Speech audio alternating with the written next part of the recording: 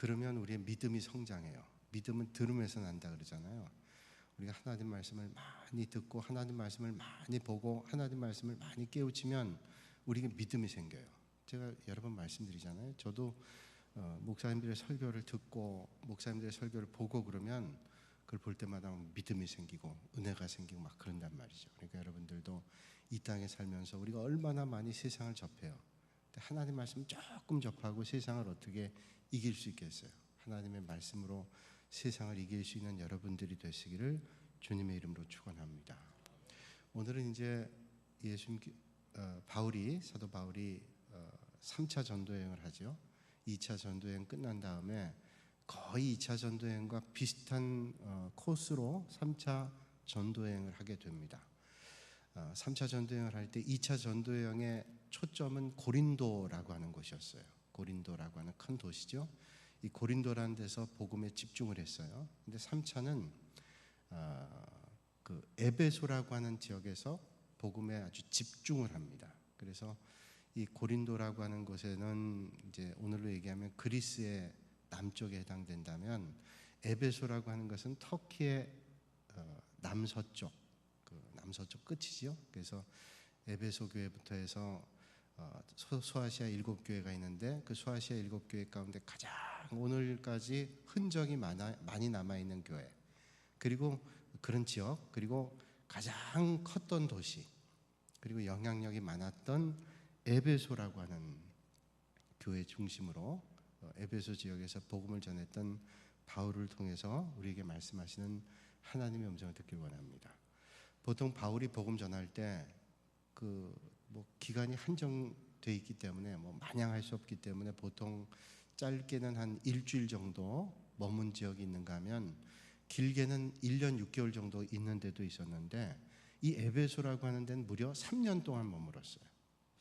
그럼 왜 에베소라는 데에서는 3년 동안 바울이 머물면서 복음을 전했을까요?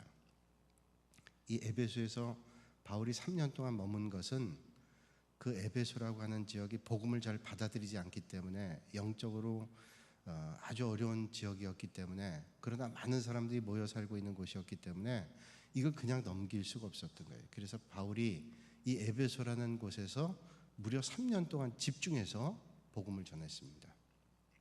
오늘 말씀 보니까 에베소에 처음 갈 때 이제 지난 주간에 아볼로에 대한 말씀을 했는데, 아볼로는 신학적인 깊이가 있었던 사람이었는데도 불구하고 세례 요한의 물 세례만 알지 성령의 세례는 몰랐어요. 오늘도 세례 요한의 제자들을 만난 다음에 성령의 세례에 대해서 얘기하니까 성령 세례를 몰라요. 물 세례만 알고. 그래서 바울의 가르침을 통해서 저희들이 성령 세례를 받고 성령의 역사들을 경험하게 된 사건들을 말씀해 주고 있어요. 그러니까 바울이 가는 곳마다 올바른 복음의 말씀을 가르치고 진리의 말씀을 가르치게 되는 거죠.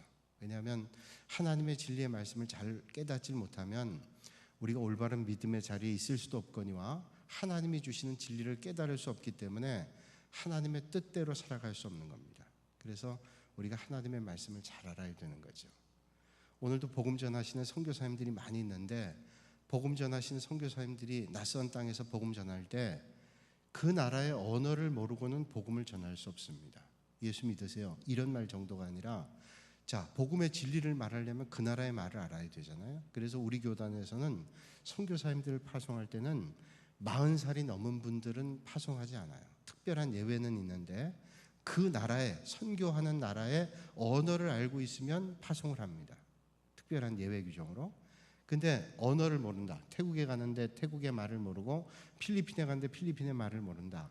필리핀은 영어를 주로 쓰니까 영어를 할 줄 알면 되겠죠. 그 지역의 언어를 습득하지 않고 가면 사실은 선교가 힘든단 말이죠. 말도 통하지 않는데 가서 배우면 되겠죠. 그러니까 가서 배우려면 40살이 안 돼야 배울 가능성이 높다는 거예요. 나는 50대도 언어를 배울 능력이 있는데 그럴 수 있을 거예요. 그러나 40 이하에 있는 사람들이 훨씬 언어를 배우기가 수월하기 때문에 효과적으로 선교하기 위해서 우리 교단에서는 그런 법을 만들었어요. 그래서 그 지역의 언어. 제 친구 선교사님 지금 이제 들어왔지만, 그 선교사님이 러시아에서 5년 동안 선교 사역을 했는데, 선교 사역할 때 가서 한 3년 동안은 계속 러시아 말을 배운 겁니다. 근데 그 파송한 교회가 얼마나 참 감사한지 그게 맞다고 말이 통해야 이게 복음이 전달되죠. 처음에 급하기 때문에 선교사님들 빨리 효과를 좀 봅시다. 그래서 파송한 교회가 효과를 자꾸 체근하게 되면 결국은 통역을 데리고 선교를 처음에 하겠죠. 근데 그 통역하는 사람들이 복음을 받아들이지 못한 사람이면 그 복음의 진리의 말씀을 잘못 전하는 거예요. 그러면 선교사님들이 아무리 전해도 이게 잘못된 말로 전달될 가능성이 상당히 많은 거죠. 그래서 효과적으로 하기 위해서는 언어를 습득할 수 있는 그런 나이에 보내게 된다라고 제가 들은 바가 있습니다. 자, 에베소라고 하는데 복음 전할 때 바울이 이 교회는 이 지역은 상당히 복음이 어려운 지역이었어요. 장애물이 많았습니다. 오늘 말씀 보면 에베소에서 복음을 전할 때 어떤 장애물이 있었는가를 우리가 말씀을 통해서 깨닫게 되는데 적어도 몇 가지의 장애가 있는데 첫째는 유대인들의 회당이 거기 많았다는 겁니다. 수아시아 지역의 디아스포라 유대인들이 터키고 그리스고 많이 흩어졌어요. 보통 바벨론과 아시리아에 의해서 북이스라엘과 남유다가 멸망하고 난 다음에 그때부터 유대인들이 뿔뿔이 흩어지기 시작해서 유대인이 나라를 얻기까지는 다 디아스포라가 전 세계에 흩어져 있죠. 그래서 유럽에 그 많은 나라에 유대인들이 많이 모여 있고 유대인들이 있는 곳마다 회당이 있죠. 미국도 마찬가지로 유대인들이 많이 모여 있는 곳은 다 회당이 있습니다. 유대인들이 회당 중심으로 그들이 모여서 그들의 삶의 공동체를 이루는데 바울이 복음을 전할 때 유대인 회당을 통해서 복음을 전하기도 했지만 이 유대인 회당이 이제는 기독교인들이 많아지게 되니까 위기감을 느낀 거예요. 그래서 유대 회당 중심으로 했던 유대인들이 바울의 선교를 막고 방해하기 시작합니다.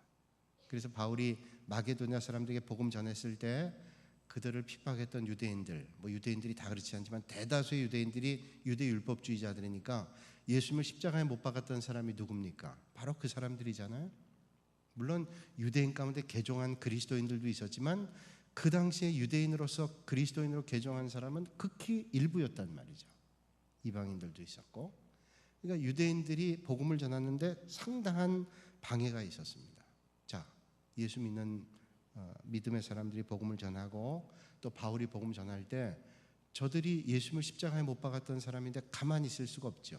그러니까 계속 방해합니다. 바울이 복음 전하는 걸 싫어하는 사람들이 유대인들 집단이었다는 거예요. 이들은 보통 싫어한 게 아니라 생명 걸고 싫어합니다. 생명 걸고. 아니 난 너 싫어. 이런 정도가 아니라 얼마나 싫어했는가 하면 바울이 복음 전할 때 쫓아다니면서 죽이겠다고 협박하고 위협했던 사람들이 이런 유대 율법주의자들이었다는 거예요. 그러니까 그 핍박 가운데 그 복음을 전하는 게 얼마나 힘들겠어요. 여러분, 한 사람이 죽자고 괴롭히고 달려들어도 힘든데 유대인들이 때로 모여서 바울을 죽이기 전에는 내가 식음을 전폐하겠다고 하는 사람들이 그렇게 많았다면 바울의 고통이 얼마나 컸겠어요. 그래서 에베소에서 바울은 이건 도저히 안 되겠다. 여기 유대 회당이 많기 때문에 도저히 안 되겠다. 그래서 에베소를 떠난 게 아니라 에베소에서는 죽길 각오하고 복음 전한 겁니다. 여기서 이렇게 났다가는 이제는 하나님의 역사를 막는 세력들이기 때문에 여길 떠나겠다, 포기하겠다가 아니라 자기도 목숨 걸고 에베소에서 복음 전하기로 작정을 한 거예요. 자기의 능력만으로는 부족하겠죠. 성령님의 도움을 받아서 복음의 역사를 이뤄나가는 겁니다. 자, 그래서 에베소의 장애는 첫째는 유대인 회당들이 많았고 유대 율법주의자들이 많았기 때문에 복음 전하는데 어려움이 있었다는 거예요. 또 하나는 여기 철학자들의 그 논쟁을 하는 철학자들의 강론 학교가 많았어요. 그럼 뭐 어떻게 표현해야 될지 모르겠지만 하여튼 철학자들이 공부하고 또 그런 사람들이 서로 토론하는 그런 학교가 거기 있었다는 겁니다. 여기 보면 두란노 소원이라고 나오죠. 두란노 소원. 이 두란노 소원이 나중에는 말씀을 전달하는 것으로 바뀌었지만 이 당시 두란노 소원이라는 곳은 철학자들이 공부하는 그런 그 학교, 뭐 강당 이런 시설이었단 말이죠. 그러니까 철학자들이 이런 논쟁하거나 변론하거나 이런 걸 좋아하는데 이 기독교와 철학자들의 논리가 비슷한 것도 있지만 전혀 다른 것들이 더 많아요. 그러니까 바울이 아테네에서 복음 전할 때 저들과 논쟁하잖아요. 이 철학자들하고. 그 논쟁하는데 철학자들은 논리를 가지고 논리적인 전개를 한다면 복음이라고 하는 것은 논리도 있지만 복음의 논리는 세상의 논리하고 달라요. 복음의 논리는 세상의 논리하고 달라요. 세상의 논리는 내가 많이 가져야 잘 산다고 생각하는데 복음의 논리는 주면 많아진다고 말씀하는 거예요. 이게 복음의 논리는 패러독스라고 얘기하잖아요. 역설적인 논리다. 그러니까 이 철학자들의 논리하고는 부딪히니까 이게 바울이 복음 전하는데 이 철학자들의 학교 이 중심으로 있었던 철학자들과 계속 부딪힘이 있었다는 겁니다. 저 사람들은 볼 때 이 복음 전하는 저 바울이라고 하는 사람이 이 복음은 도저히 받아들일 수 없는 엉터리 같은 얘기라는 거예요. 여러분 오병이어의 사건, 물고기 2마리하고 보리떡 5개를 가지고 5,000명이 먹고도 12광주리가 남는 사건을 우리는 믿잖아요. 그건 틀림없이 믿죠. 우리는 그거는 상상 속에 있었던 일이 아니라 하나님의 말씀이기 때문에 그 아이가 가져갔던 그 말씀, 그 물고기 2마리 보리떡 5개로 먹고도 12광주리가 남은 건 우리는 역사적인 사실이라고 알고 있다는 거예요. 틀림없는 일이다. 주님의 손안에 능치 못할 일이 없기 때문에. 그런데 이건 철학자들은 도저히 이해할 수 없는 논리. 어떻게 물고기 2마리 보리떡 5개로 한 사람이나 먹을까 말까 한 애가 가져온 도시락이 그걸 그렇게 많은 사람이 먹고도 남을 수 있냐? 받아들일 수 없다는 거예요. 그러니까 이게 복음을 전하는데 장애가 되는 거 아니에요? 또 죽은 사람이 살아나는 겁니다. 죽은 사람이 살아났다는 거예요. 아니 죽은 사람이 어떻게 살아나요? 죽을 사람이 살아나는 것은 가끔 있지만 무덤 속에 들어가서 썩어서 냄새나는 사람이 살아났다. 나사로야 나와라. 그러니까 살았다. 이게 철학자들이 논리로 이해할 수 있냐? 이해할 수 없다는 거예요. 그러니까 저 사람들이 얘기하는 것은 기독교인들이 얘기하는 건 허구다라고 하니까 이 논쟁이 계속 끊이질 않는 거죠. 그래서 복음 전하는데 장애가 되는 겁니다. 아멘하고 믿습니다 하고 이게 돼야 복음의 역사가 일어나는데 야 그런 일이 어떻게 있을 수 있어? 그게 이해가 되냐? 그 도저히 이해가 안 되잖아. 이러면 이게 복음을 자꾸 막는 거란 말이죠. 그러니까 이게 또 장애였어요. 또 성경은 말하기를 낮아지라는 거예요. 낮아지면 높아진다. 아니 낮아지면 어떻게 높아져요? 세상의 논리로는 이해할 수 없는 거예요. 높은 데 가야 높아지지 낮아지면 높아진다. 이건 세상의 논리로는 이해할 수 없는 일들이 너무너무 많은 거예요.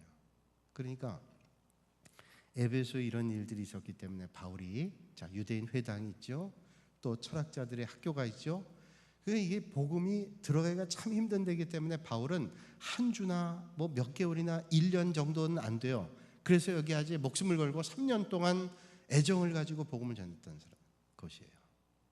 여러분 초대교회 당시에 로마의 가장 큰 로마가 다스리고 있던 큰 도시들이 우리가 주일날 말씀에 제가 말씀드렸지만 로마가 가장 크고 고린도, 에베소 아니에요? 그러니까 많은 사람들이 모여있기 때문에 거기서 복음의 역사를 만약에 하나님이 역사하신다면 거기에 예수님을 영접할 사람들이 너무 많기 때문에 바울은 여기를 포기할 수 없었어요. 그래서 3년 동안 여기서 사역을 했단 말이죠.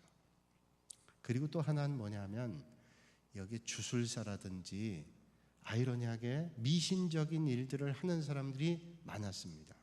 그래서 오늘 본문의 말미에 보면 그 주술사들이 그 바울이 그 앞치마 수건 이런 걸 가지고 그걸 가지고 건드렸더니 그거 가지고 역사가 일어나서 병 고침 받고 하나님의 역사가 일어나는 걸 보고 이 사람들이 야 저거 하나 갖다가 우리가 하면 이거 되겠다는 생각하는 거예요. 미신적인 그런 생각 가지고 있는 사람들이 많았습니다.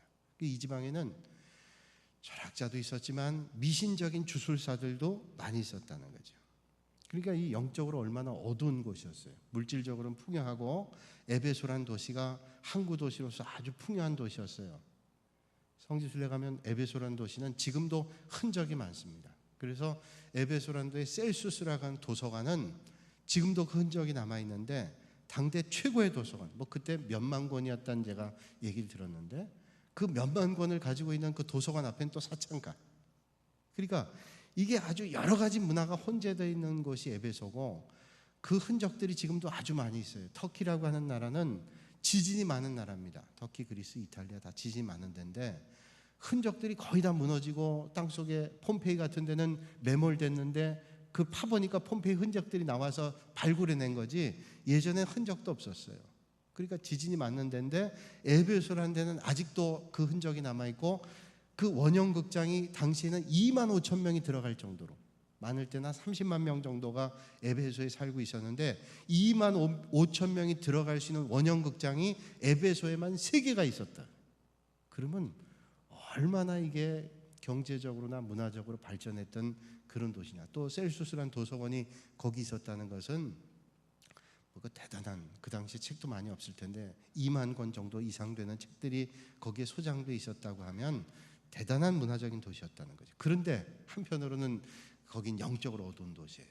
사창가도 거기 만연해 있었고, 그래서 그 가서 본 분들은 그 가르치는 그 다 보이는 거예요. 그리고 주술사들도 많았고 그렇단 말이죠. 여러분, 오늘도 우리가 여러분들이 여행할 때 보면 그 느껴지는 게 있을 거예요. 유럽 같은 데 가면 기독교 문화가 뿌리를 내리고 있기 때문에 유럽 같은 데 가면 우리는 교회를 많이 가요. 성당, 교회. 그래서 우리는 신앙을 가지고 있기 때문에 그런 데 가면서 우리는 마음이 편해요. 저는 그렇게 느껴져요. 마음이 편하고 좋고 기독교 문화에 대한 게 좋은데, 동남아 지역에 가게 되면요, 어떤 때는 영적으로 아주 힘들 때가 있어요. 그러니까 뭐 그냥 가는 데마다 중국도 향 냄새가 나고, 동남아 뭐 향 냄새, 뭐 가는 데마다 사찰, 절, 그다음 미신적인 요소들을 볼 때마다 갈 때마다 너무 답답한 거예요. 베트남 같은 데 가면, 또 캄보디아 같은 데 가면 그 전쟁으로 얼마나 많은 사람들이 죽음을 겪었고 영적으로 얻은, 그래서 어떤 데 가면 정말로 꽉 영적으로 막 답답하고 힘들고 어려운 그런 데도 만나게 돼요. 태국 같은 데, 이제 제가 내일 저녁 때 가지만, 태국 같은 데는 불교 나라잖아요. 불교 나라인데 태국은 공식적으로 선교사를 인정한대요. 우리 선교사들이 가는 걸 인정한대요. 그래서 아니 이 불교 나라인데 어떻게 선교사를 인정하나 그랬더니, 자기들은 그렇게, 우리는 불교에 대한 자긍심이 크다. 그래서 아무리 기독교인들이 와도 우리는 끄떡없다. 그런 사고가 팽배하다는 거예요. 그러니 그런 데서 복음 전하신 선교사님들이 얼마나 영적으로 정말로 무장하지 않으면 안 되겠고, 그분들을 위해서 얼마나 우리가 기도하지 않으면 안 되겠어요. 여러분, 오늘도 이 땅에 많은 선교사님들을 위해서 기도하실 수 있는 여러분들이 되시기를 주님의 이름으로 축복합니다.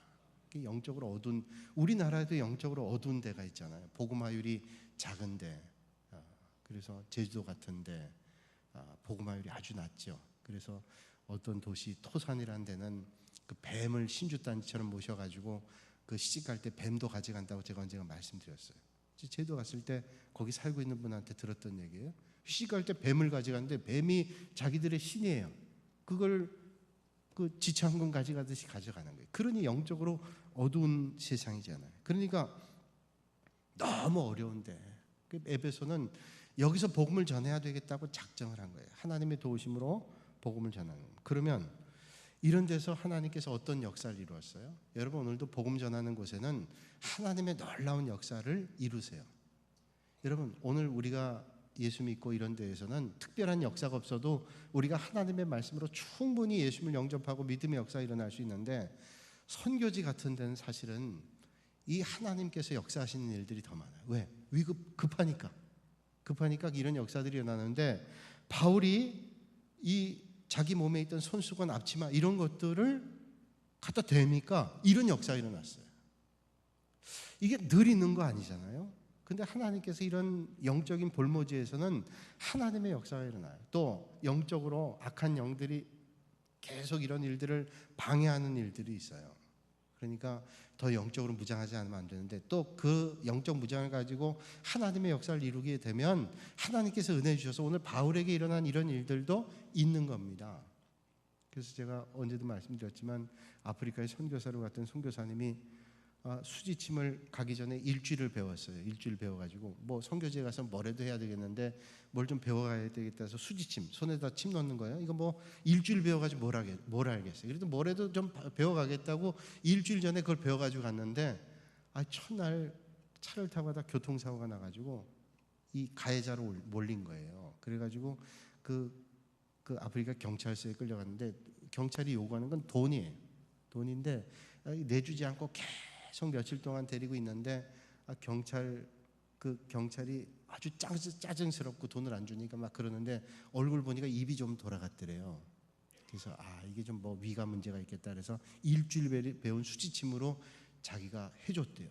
그랬더니 일주일 배운 수지침이 무슨 능력이 있겠어요. 근데 뭐 어떻게 찔렀는지 어쩐지 모르는데 입이 돌아갔던 게 되돌아갔대요. 그러니까 이게 놀라운 역사 아니에요? 그러니까 그 다음날 또 다른 경찰이 자기 부인을 데리고 오는데 데리고 왔는데 입이 더 많이 돌아갔대. 그러니 그때 그 선교사님 제가 신학교에서 들은 말씀인데 얼마나 하나님 뵙기도 하나님 요 정도는 돌아가는 건 돌아올 줄 알지만 이게 이렇게 돌아간 건 이거 어떡하겠어요. 하나님 앞에 기도하면서 찔렀대요. 그냥 찔러서 돌아왔는지 그건 아닐 거예요. 하나님의 역사로 이렇게 돌아갔던 게 서서히 돌아오더래요. 여러분 오늘도 바울 같은 역사가 선교지에서는 얼마든지 있다는 거예요. 근데 여러분 그 바울의 역사를 통해서 초대교회에 얼마나 하나님의 역사들이 일어났어요. 오늘도 여러분 선교지에서 그런 일들이 있어요. 제가 이번에 이제 태국에 그 선교지를 가는데 팡하라는 남부 지역의 팡하, 그 다음에 파놈, 아올록, 그 다음에 수라타니 이런 지역에 가요. 그 지역에 가는데 그 홍경환 선교사님 우리 교회가 돕는 선교사님인데 그 선교사님 한 2년 전인가 우리 교회 와서 설교 한번 하고 저하고 이야기 나눈 적이 있는데 그분이 저한테 그러시더라고요. 저 군산에 무슨 사우나 어디 있냐 무슨 내가 그 이름은 들어는 봤는데 어디 있는지 모르겠는데 있다고 그랬더니 그분이 얘기하시는 거예요. 몇 년 전에 그때 오시기 몇 년 전에 한번 내가 그 집에 아들하고 관계된 일이 있다. 뭐냐 그랬더니 그 집 아들이 그 사우나 집 아들이 아마 친구들이랑 놀러 왔는데 물놀이를 하다가 익사사고가 나가지고 죽었어요. 그래가지고 장례를 치러야 되는데 그 시신을 이 한국까지 옮겨야 되는데 뭐 말이 통하기를 하겠어요. 이제 한국에서 오긴 왔는데 뭐 절차를 모르지만 선교사님은 이제 거기 오래 살았으니까 절차도 알고 그래서 그 일들을 다 도와줬어요. 이제 그 며칠 걸렸던 모양인데 그런데 운구하다가 비행기 실어가지고 이제 와야 되잖아요. 운구하다가 이 아들이 살아났어요. 관에서 죽었다 살아난 거예요. 나사로처럼. 그래가지고 이런 일이 다 있다는 거예요. 내가 선교사님 얘기 아니면 내가 안 믿겠어요. 선교사님이 얘기를 하니까 그래가지고 그 장례 치료로 왔다가 살아가지고 비행기 타고 간 거예요. 그 군산에 어떤 사우나예요. 혹시 아는 분 있으면 그냥 알고 계세요. 소문 내지 말고. 근데 그래가지고 그 분이 얘기하시더래요. 그저 목사님이 오시면 선교사님이 오시면 평생을 사우나 하겠다. 평생 아니라 2000년을 사우나 시켜도 거기서 어떻게 와요. 그래서 그런 일이 다 있다. 그러니까 현재는 이런 일들이 오늘도 얼마든지 있는 거예요. 그러니까 이렇게 척박한 땅, 복음의 볼모의 땅에 하나님께서 역사하시니까 바울을 통해서 하나님의 권능이 일어나고 그래서 영적인 볼모지에 하나님의 역사가 일어나게 되는 거예요. 여러분 오늘도 하나님의 귀한 일들이 믿음의 역사를 통해서 여러분 삶의 자리에도 이루어질 수 있기를 주님의 이름으로 축복합니다.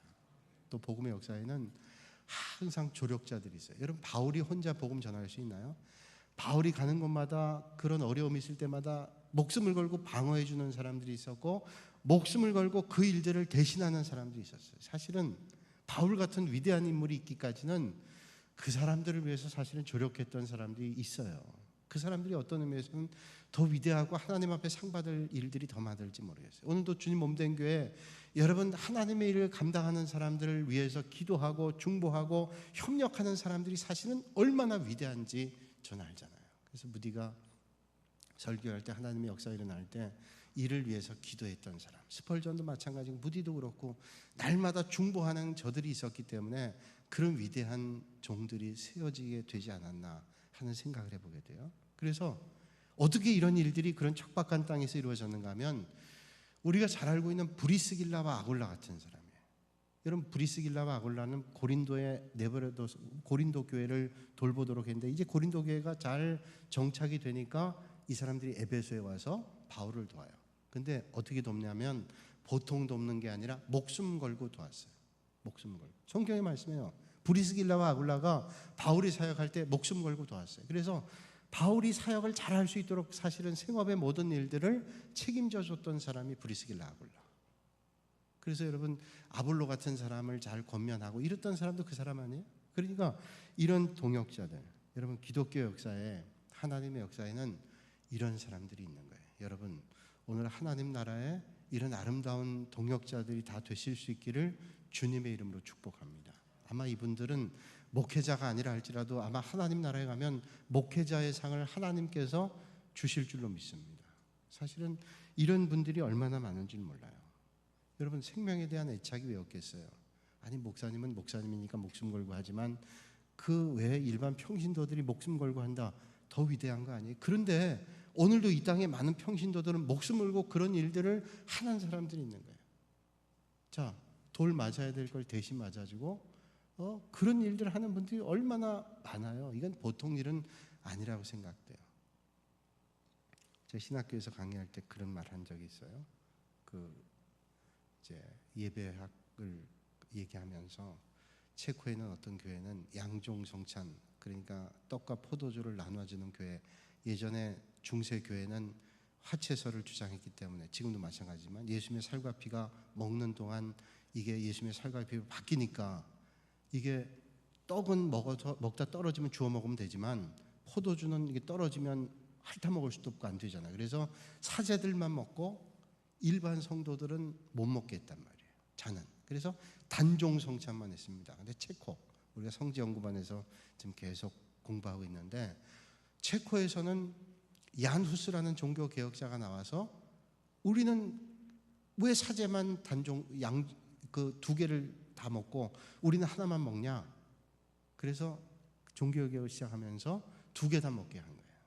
근데 그 얀 후스가 목회했던 교회가 딱 네모나게 생긴 교회인데 벽면에 있는 그 전에 있던 성화들, 그다음 성물들을 싹 없애버리고 주기도문 10계명 갖다 붙여놓고 오직 말씀 중심으로 하고 강대상을 세워놨는데 워낙 로만 가톨릭 교회 테러범들이 많으니까 예배당 와서 이 교인인 것처럼 가장하고 있다가 덤벼드는 거예요. 칼을 들고 덤벼드니까 예배당 앞자리에는 장로님들, 오늘 얘기하면 안수입사님들이 딱 앉아있다가 칼 들고 덤벼들면 막는 거예요, 몸으로.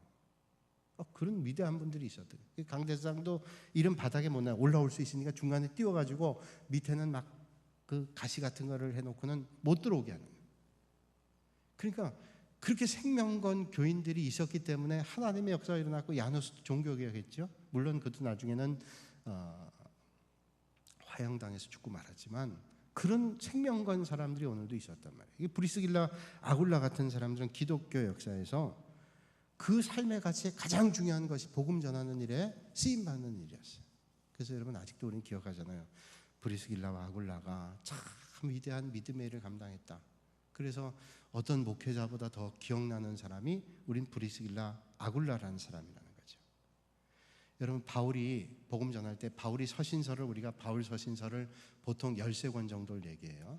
근데 바울 서신서에 보면 많은 바울의 동역자들이 나옵니다.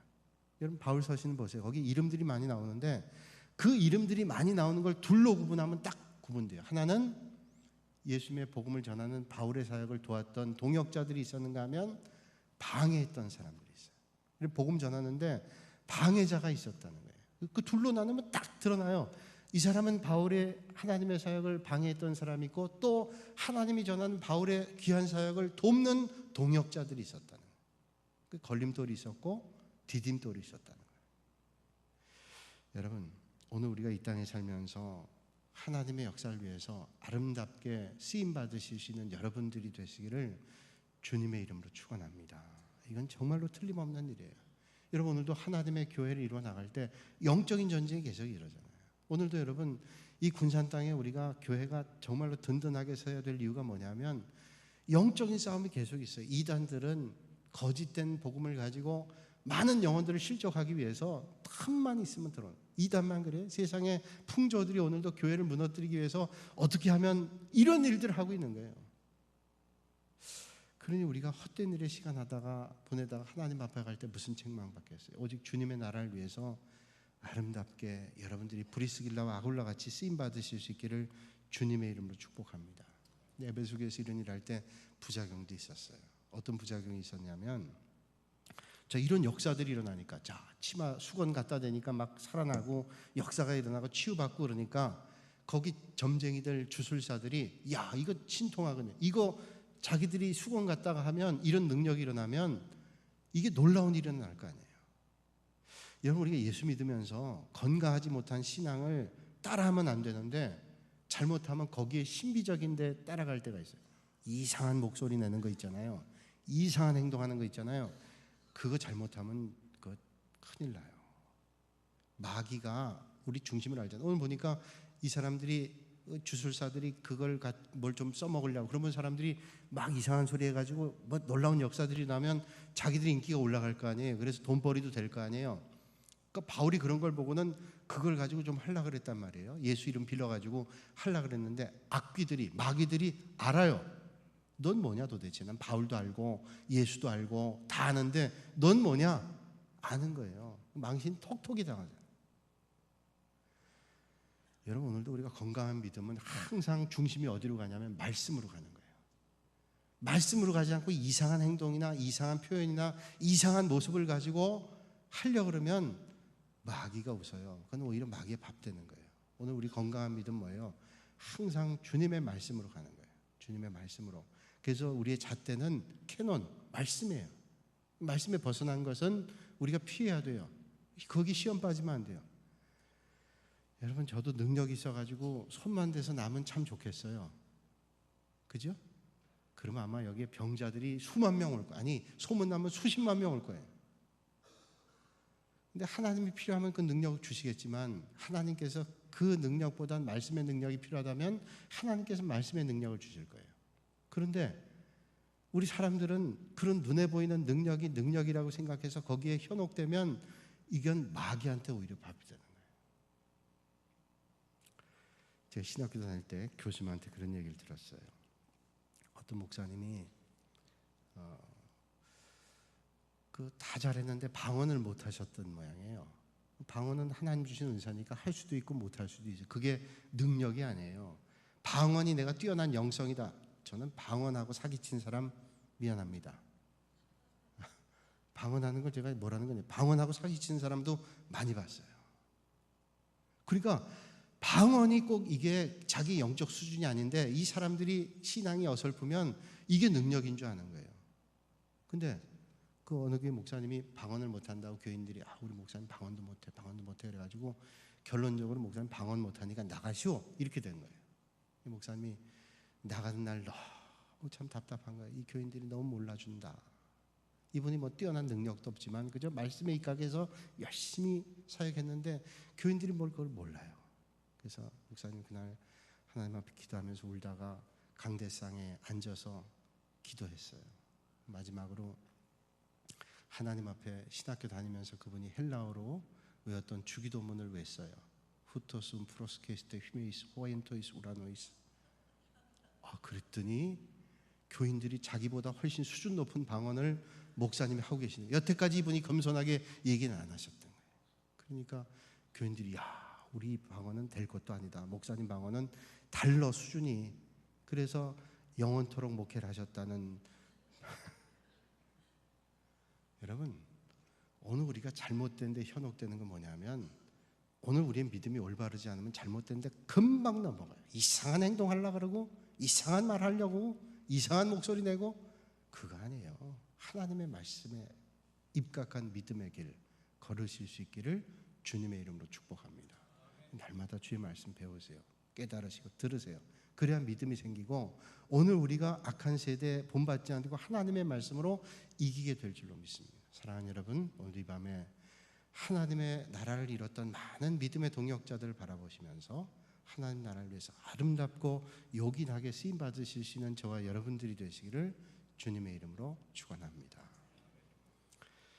거룩하신 아버지 하나님, 오늘도 이 밤에 저희를 불러주시고 하나님의 귀한 말씀을 듣고 또 하나님 말씀을 깨달을 수 있는 은혜도 주시니 감사합니다. 아버지 하나님, 오늘도 하나님의 나라를 위해서 저희들 아름답게 쓰임받게 하시고 가는 곳마다 주님의 역사를 만나고 경험하는 축복의 자리가 되게 하여 주시옵소서. 예수님의 이름으로 기도하옵나이다. 아멘.